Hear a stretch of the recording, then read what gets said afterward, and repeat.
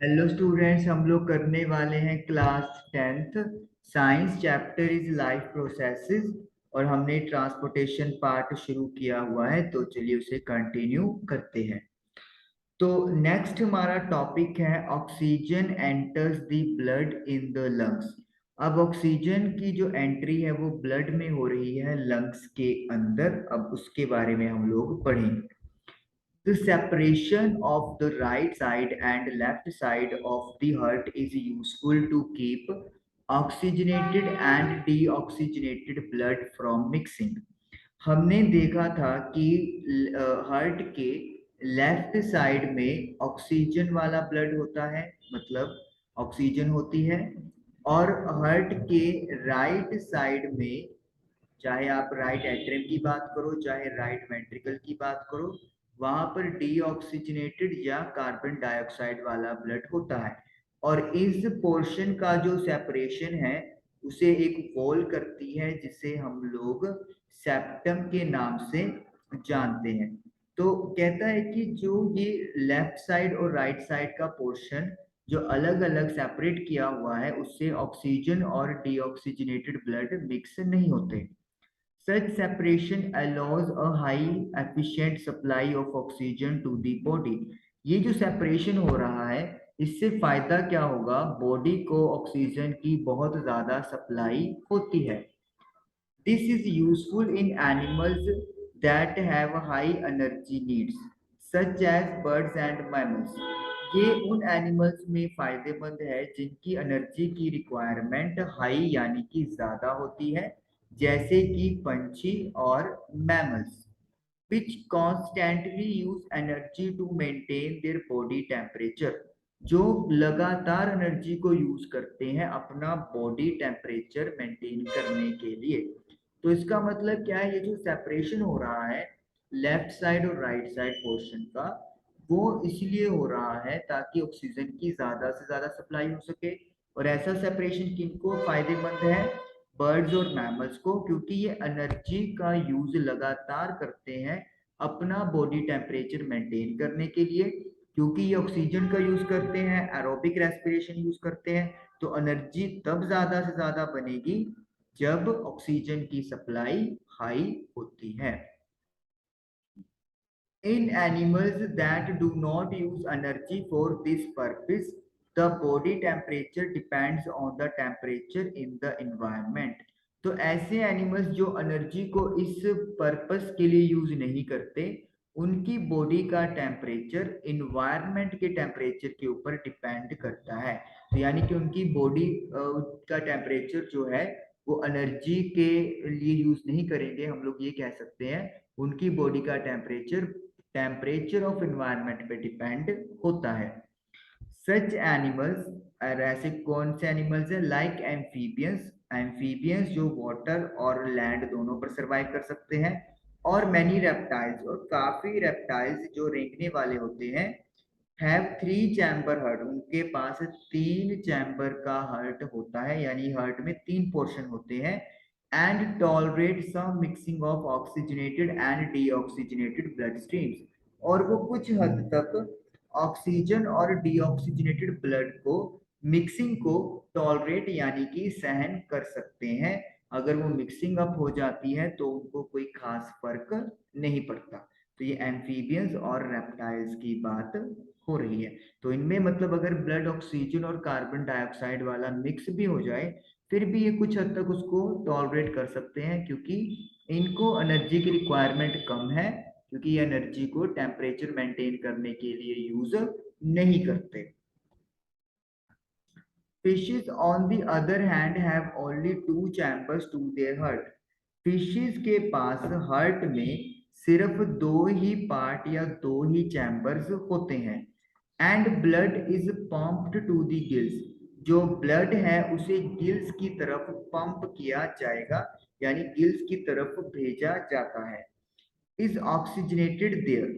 Gills में oxygen वाला पानी एंटर करता है और वहां से ऑक्सीजन ब्लड के अंदर मिक्स हो जाती है and passes directly to the rest of the body.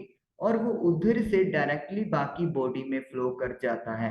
तो यानी कि ऑक्सीजन वाला ब्लड दोबारा हार्ट के पास नहीं आता, वहीं से वो बॉडी में ट्रांसफर हो जाएगा। तो इसे हम लोग सिंगल सर्कुलेशन भी बोल सकते हैं, क्योंकि हार्ट में से सिर्फ एक ही टाइप का ब्लड पास हो रहा है, दैट इज डीऑक्सीजनेटेड ब्लड। और हमने ह्यूमन बीइंग में क्या देखा था, ऑक्सीजन वाला ब्लड भी और डीऑक्सीजनेटेड ब्लड दोनों के दोनों ह्यूमन हार्ट के अंदर एंटर कर रहे थे। तो इसीलिए फिशेस का सिंगल सर्कुलेशन कहते हैं। Thus, blood goes only once through the heart in the fish during one cycle of passage through the body. तो जो ब्लड है वो हार्ट में सिर्फ एक ही बार मतलब पास ऑन करता है फिश में, और एक साइकिल के दौरान। तो वही बात ये कर रहे हैं कि एक साइकिल में सिर्फ एक ही बार ब्लड जो है फ्लो करता है, लेकिन ह्यूमन बीइंग में एक साइकिल में वो कितने बार कर जाता है, 2 बार पास। क्योंकि एक साइकिल हो गया मतलब हाफ साइकिल आप बोल सकते हैं ऑक्सीजन के लिए, और हाफ हो गया डी ऑक्सीजन के लिए। लेकिन फिश में क्या होता है, सिर्फ एक ही साइकिल होगा, that is for D oxygenated blood. Oxygen वाला ब्लड तो हार्ट के पास जाता ही नहीं। On the other hand, it goes through the heart twice during each cycle in other vertebrates. तो दूसरे वर्टिब्रेटास जैसे कि हम लोग हो गए, हमारी प्रॉपर एक बैकबोन है, तो उनमें जो हार्ट में ब्लड है हर साइकिल में ट्वाइस यानी कि 2 बार जाएगा, and this is known as double circulation, और इसे हम लोग डबल सर्कुलेशन के नाम से जानते हैं। तो वर्टिब्रेटास में एक साइकिल में हार्ट में ब्लड 2 बार जाएगा, CO2 वाला भी और O2 वाला भी। लेकिन जो फिशेज हो गई वहां पे सिंगल सर्कुलेशन है, सिर्फ CO2 वाला ब्लड ही जाता है, ऑक्सीजन वाला ब्लड नहीं जाता। देन हमारे पास टॉपिक है blood pressure. Okay, blood pressure करने से पहले जो डायग्राम हमारी एनसीईआरटी में दिया हुआ है वो मैं आपको थोड़ा सा बताता हूँ। जो oxygen enters the blood in the lungs, यहाँ पे आप देख सकते हो एक डायग्राम हमें बनाया गया है। डायग्राम का नेम है schematic representation of transport and exchange of oxygen and carbon dioxide. Oxygen और कार्बन डाइऑक्साइड का कैसे ट्रांसपोर्टेशन और एक्सचेंज हो रहा है उसका रिप्रेजेंटेशन है। यहाँ पे देखिए जो आपके पास है ये आपका हार्ट के पार्ट्स बनाए हुए हैं। अब यहाँ पे 4 चैम्बर्स नहीं दिखाए हुए, यहाँ पे सिंपली बताया हुआ है this is your left portion of heart and this is your right portion. Left के पास ऑक्सीजन वाला ब्लड है और राइट पोर्शन के पास डीऑक्सीजनेटेड यानी कि कार्बन डाइऑक्साइड वाला ब्लड है। यहाँ से आप देख सकते हो लंग्स से ऑक्सीजन वाला ब्लड पल्मोनरी वेन के थ्रू हार्ट में आ रहा है, और हार्ट ओटा के थ्रू पूरी बॉडी में उसको सप्लाई कर रही है। उसके बाद ओटा जो है वो फर्दर डिवाइडेशन हो जाता है, जिसे आप आर्टरीज बोलते हैं, जो आप आगे पढ़ोगे। तो फिर ये बॉडी के अंदर ऑक्सीजन और कार्बन डाइऑक्साइड एक्सचेंज हो रहे हैं, मतलब बॉडी के अलग अलग सेल्स ऑक्सीजन को ले रहे हैं, और उस प्रोसेस में जो CO2 जनरेट हो रहा है वो उसे वापस कर देंगे। तो ये जो ब्लू ब्लड है ये CO2 वाला ब्लड है, जो वेना कावा के थ्रू दोबारा कहाँ पे आ गया है, हार्ट में आ गया है, और हार्ट इसको पंप कर देगा लंग्स की तरफ थ्रू पल्मोनरी आर्टरी, ताकि वहां पे ऑक्सीजन और कार्बन डाइऑक्साइड का एक्सचेंज हो पाए। तो वेरी इंपॉर्टेंट डायग्राम, अच्छे से आपको इसके बारे में पता होना जरूरी है। ओके, तो अपन नेक्स्ट दोबारा अपने चलते। तो ब्लड प्रेशर की बात हो रही थी, तो let us continue with blood pressure. The pressure that blood exerts against the wall of a vessel is called blood pressure.